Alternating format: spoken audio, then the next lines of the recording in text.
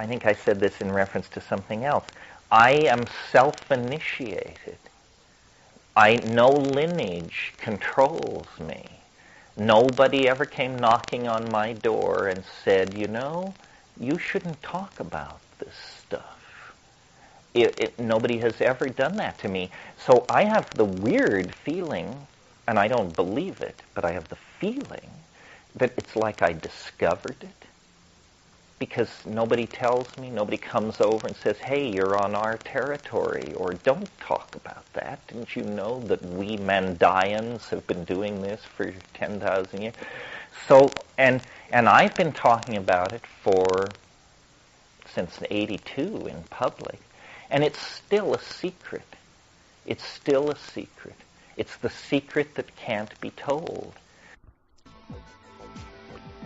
And with that, let's now rewind this talk back to the beginning and join Terence and a few friends on a June day in 1994.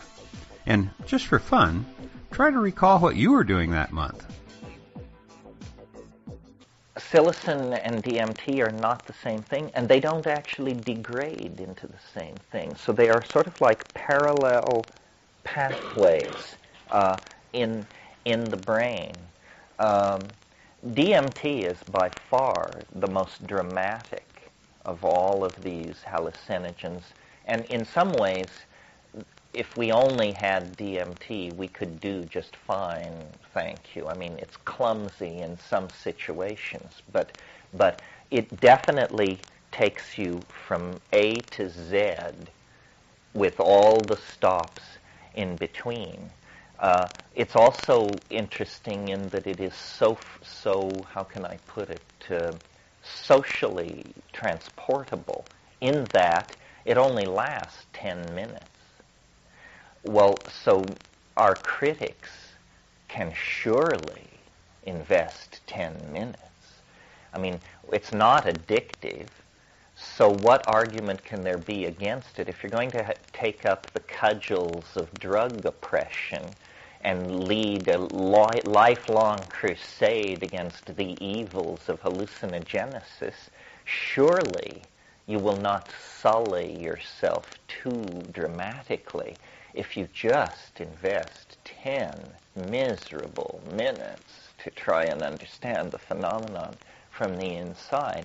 And of course, if we get that 10 minutes, we have them.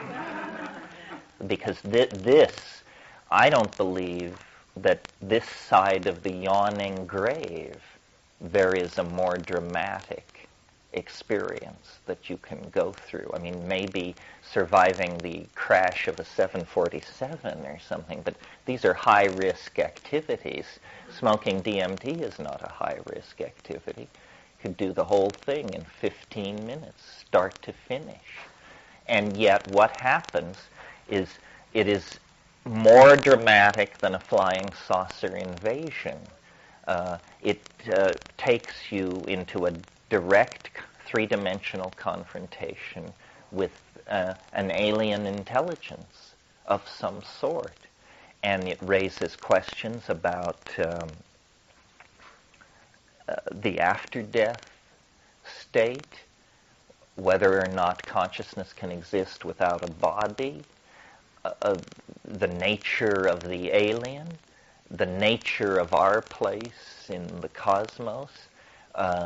It's very, very dramatic. And I think it is, we said yesterday, the inner eye opens on the landscape of time. Well, when the inner eye is illuminated by the light of DMT, then essentially what you get is a fast forward of the rest of universal history squeezed down into about a minute and a half. Because even though the DMT trip, takes 7 minutes and takes 5 minutes to get over, the really important part is it has a duration on the order of 100 seconds or something. And the longest 100 seconds you will ever know, because that's how you get people to do it. It's how I was gotten to do it. I only asked one question when they brought me DMT. I said, how long does it last? And he said, 3 to 5 minutes. Bring it on, Sam.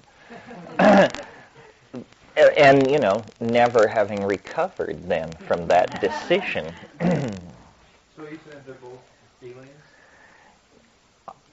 No, I don't know what they are. I mean, the thing that you see in DMT, what I've called the self-transforming elf machines, right, are, well,